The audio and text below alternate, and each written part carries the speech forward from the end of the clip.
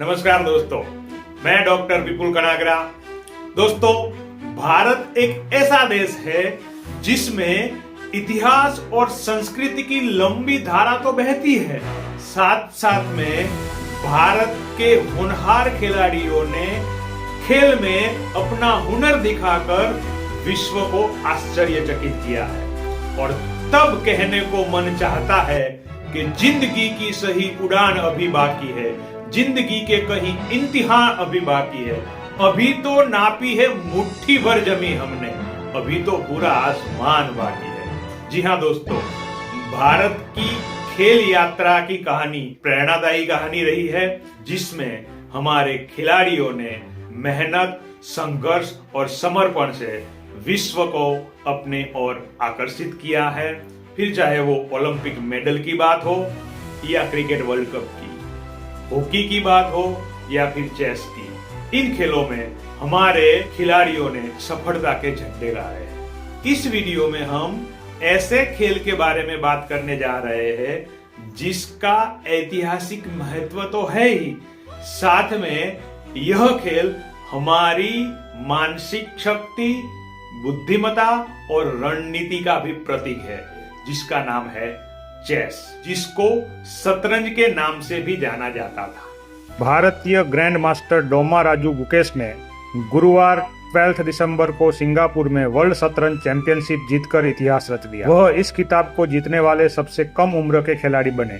वहीं गुकेश विश्वनाथ आनंद के बाद शतरंज में विश्व चैंपियन बनने वाले दूसरे भारतीय खिलाड़ी बने। FIDE फेडरेशन इंटरनेशनल डेस एक्सचेंज, इसका हिंदी में मतलब है अंतरराष्ट्रीय शतरंज महासंघ, इसके द्वारा आयोजित वर्ल्ड चेस चैंपियनशिप 2024 के निर्णायक मुकाबले में डिंग लिरेन व्हाइट मोहरों के साथ और गुकेश काले मोहरों के साथ खेल रहे थे। अंत में पिछले साल के वर्ल्ड चैंपियन को मात देकर गुकेश ने बाजी अपने नाम कर ली। गुकेश वर्ल्ड चेस चैंपियनशिप के 18th विश्व चैंपियन बने। गुकेश ने 17 ईयर की उम्र में FIDE कैडेट्स चेस टूर्नामेंट भी जीता था। तब वह ऐसा करने वाले सबसे युवा प्लेयर बने थे। वहीं इसी साल बुडापेस्ट में चेस ओलंपियाड का आयोजन हुआ था। भारत ने मेंस और विमेंस दोनों कैटेगरी में चैंपियनशिप हासिल की थी। भारत के प्रमुख खेलों में से एक शतरंज, जिसे चेस के नाम से भी जाना जाता है। इस खेल की शुरुआत के बारे में कहा जाए तो प्राचीन शतरंज बोर्ड लोथल, जो गुजरात स्थित है, उसकी खुदाई करने से प्राप्त किया गया है। यह पूरी दुनिया में सबसे पुराना ज्ञात शतरंज बोर्ड है। इसका इतिहास करीबन 2400 ईसा पूर्व का है।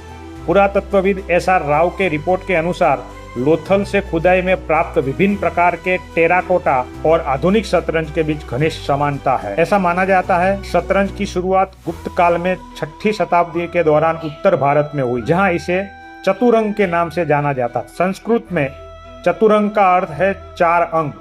शतरंज भारत में प्राचीन समय में राजा महाराजाओं के बीच बेहद लोकप्रिय था। उस दौर में राजा न केवल इसे मनोरंजन के रूप में खेलते थे, बल्कि इसके माध्यम से अपनी मानसिक क्षमता और रणनीति कौशल्यों को भी मजबूत करते थे। इस खेल की खास बात यह है कि इसमें रानी सबसे शक्तिशाली मोहरा होती, जो खेल की दिशा बदलने में महत्वपूर्ण भूमिका निभाती है।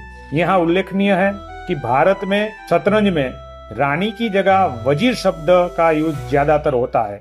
यह खेल प्राचीन भारतीय सेना की संरचना पर आधारित था, जिसमें 4 प्रमुख इकाइयां होती थी। जैसे कि आज के दौर में हमारे लश्कर में एयरफोर्स, नेवी और इंडियन आर्मी है, वैसे ही प्राचीन समय में पदाति यानी पैदल सैनिक, अश्वरोही यानी घुड़सवार, रथ यानी रथ सैनिक और गज यानी हाथी, इन इकाइयों ने मोहरों के प्रारंभिक स्वरूप को जन्म दिया। यह खेल राजा और उसके साम्राज्य की रक्षा की अवधारणा पर आधारित था, जिसमें मुख्य उद्देश्य राजा को बचाना और विरोधियों को मात देना था। भारत से यह खेल फारस यानी कि आधुनिक ईरान पहुंचा, जहां उसे शतरंग कहा गया। फारसी भाषा में शाह का अर्थ है राजा और मात का अर्थ है पराजय। यही से शाहमत, चेकमेट शब्द का प्रचलन शुरू हुआ। फारसी सभ्यता ने शतरंज को कला और साहित्य से जोड़ा। यही कारण है कि फारसी कविताओं और चित्रों में शतरंज का जिक्र मिलता है। 7वीं और 8वीं शताब्दी में इस्लामिक साम्राज्य के विस्तार के साथ शतरंज ने एक नई दिशा ली। अरबों ने फारस के इस खेल को सीखा और इसे शतरंज कहा। अरबों ने शतरंज के नियमों में कुछ सुधार किए और इसे एक व्यवस्थित खेल के रूप में विकसित किया। अरब लेखकों और विद्वानों ने शतरंज पर कई पुस्तकें लिखी। उन्होंने शतरंज की चालों और रणनीतियों पर शोध किया, जिससे यह खेल और अधिक परिष्कृत हुआ। अरबों के माध्यम से शतरंज 9वीं और 10वीं शताब्दी में यूरोप पहुंचा। स्पेन और इटली के माध्यम से यह खेल यूरोप के शाही दरबारों और अभिजात वर्ग में लोकप्रिय हुआ। यूरोप में इसे चेस कहा गया। 19वीं शताब्दी में शतरंज एक संगठित खेल के रूप में उभरने लगा। शतरंज की पहली अंतर्राष्ट्रीय प्रतियोगिता 1851 में लंदन में आयोजित की गई। यह खेल केवल अभिजात वर्ग तक सीमित न रहा, बल्कि सामान्य जनता के बीच भी लोकप्रिय हुआ। 20वीं शताब्दी में शतरंज के नियम और संरचनाओं को औपचारिक रूप दिया गया। 1924 में FID यानी विश्व शतरंज महासंघ की स्थापना हुई, जिसने शतरंज को वैश्विक स्तर पर संगठित किया। इसके बाद शतरंज के विश्व चैंपियनशिप की शुरुआत हुई। शतरंज की उत्पत्ति भारत में हुई, लेकिन उसके बाद कुछ समय के लिए यहाँ खेल थोड़ा पीछे रह गया। लेकिन 20वीं शताब्दी में भारतीय ग्रैंड मास्टरों ने इस खेल को वैश्विक मंच पर पहचान दिलाई। भारत के विश्वनाथ आनंद ने 1988 में ग्रैंड मास्टर का खिताब जीता और 5 बार विश्व चैंपियन बने। उसके बाद भारतीय शतरंज खिलाड़ियों की एक नई पीढ़ी उभरी, जिसने इस खेल को नई ऊंचाइयों तक पहुंचाया। आज भारत शतरंज के क्षेत्र में एक प्रमुख शक्ति बन चुका है। यह खेल धैर्य, अनुशासन और समस्या समाधान की क्षमता को बढ़ाता है। इसे दिमाग का जिम भी कहा जाता है। भारतीय शतरंज खिलाड़ियों की बात करें तो सबसे पहले विश्वनाथ आनंद, जिन्होंने 5 बार ग्रैंड मास्टर का खिताब जीता है। आनंद तेज गति से चाल चलने की क्षमता के कारण उन्हें लाइटनिंग किड कहा जाता था। उसके बाद है कोनेरू हम्पी, जो भारतीय महिला शतरंज है, जिसने भारतीय महिला शतरंज में ग्रैंड मास्टर 2020 में महिला विश्व रैपिड चेस चैंपियनशिप जीती थी। उसके बाद है प्रज्ञानंदा रमेश बाबू, युवा भारतीय शतरंज प्रतिभा, जिन्होंने कम उम्र में कई अंतर्राष्ट्रीय मुकाबले जीते हैं। 2022 में उन्होंने विश्व चैंपियन मैग्नस कार्लसन को हराया और सुर्खियां बटोरी थी। उसके बाद है पेटोला हरिकृष्णा, भारत के प्रमुख ग्रैंड मास्टर में से एक, दुनिया के शीर्ष 10 शतरंज के खिलाड़ियों में उसकी जगह है। उसके बाद है दिव्या देशमुख और वैशाली रमेश बाबू, युवा भारतीय महिला खिलाड़ियों ने भी हाल ही के वर्षों में शतरंज में प्रभावशाली प्रदर्शन किया है। Thank you very much.